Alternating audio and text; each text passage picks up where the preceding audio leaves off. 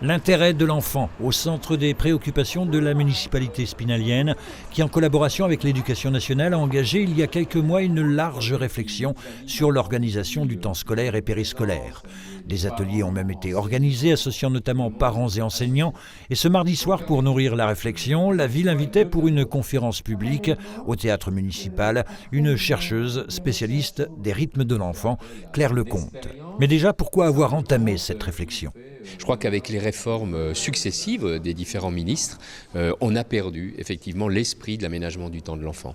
Et puis, je sentais qu'il y avait du questionnement chez les enseignants, dans la population, chez les parents d'élèves, donc il était temps. Claire Lecomte est professeure honoraire de psychologie à l'université de Lille 3, experte en chronobiologie. Pour elle, la semaine de 4 jours, c'est une aberration. Les vacances scolaires sont trop longues et surtout, elle milite pour des matinées d'enseignement plus longues. J'ai fait des comparaisons avec nombre de pays et j'en ai trouvé aucun qui fonctionne sur 4 jours.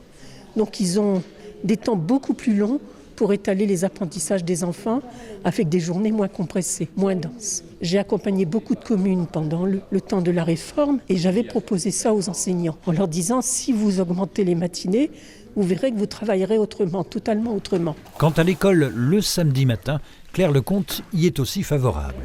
Parce que le samedi, c'est une matinée particulière. C'est la fin de semaine.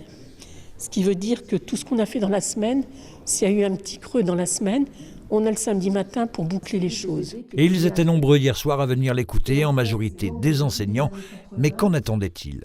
Déjà d'avoir des informations d'une personne compétente dans le développement et le rythme de l'enfant.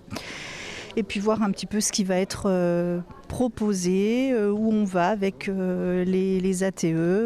En matinée, les enfants sont plus réceptifs. Après, j'attends d'écouter ce qu'elle va nous dire pour me faire vraiment un point de vue bien défini. Ce qui doit nous préoccuper, c'est l'intérêt de l'enfant. Rien d'autre.